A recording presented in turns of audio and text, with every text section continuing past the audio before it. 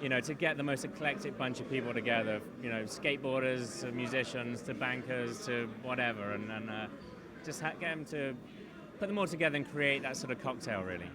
From humble origins back in 1999, the Gumball Rally has been running now for several years. Initially, Cooper invited 50 of his wealthiest friends to take part in a 6-day, 3,000-mile drive around Europe, partying every night.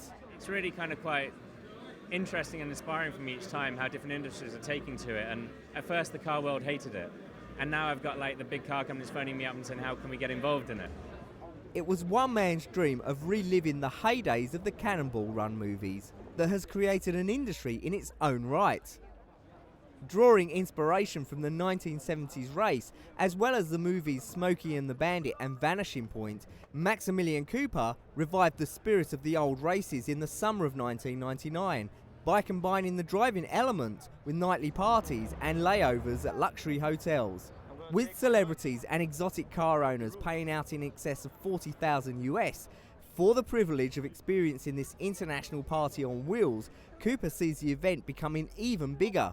I think it'd be really quite interesting because now, because America's sort of taken to it, that we get all these guys, we've got 50 Cent doing next year's rally and people like that, so it'd be quite interesting. When the Gumball 3000 crew arrived at Albania's Mother Teresa Square in the course of the annual event, car lovers in one of Europe's poorest countries clambered to get a glimpse of the most expensive cars some of them had ever seen, with some of the female spectators breaking the heavy security cordon to pose with drivers. A long drive coming from Athens, but we did it, and it took a little longer because of the roads, but we got here, and I'm excited to be in Albania for the first time.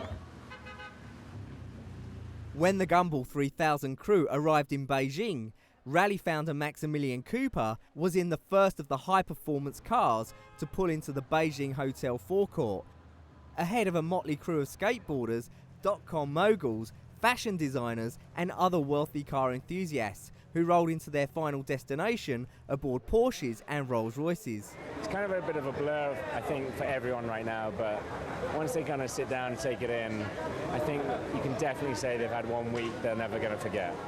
This Porsche-powered combi van not only survived the distance, but also became the ideal platform for some of the cast of Jackass to announce that they'd arrived and were a little thirsty. I'm going to be drinking a few of these and going to watch some Olympic finals.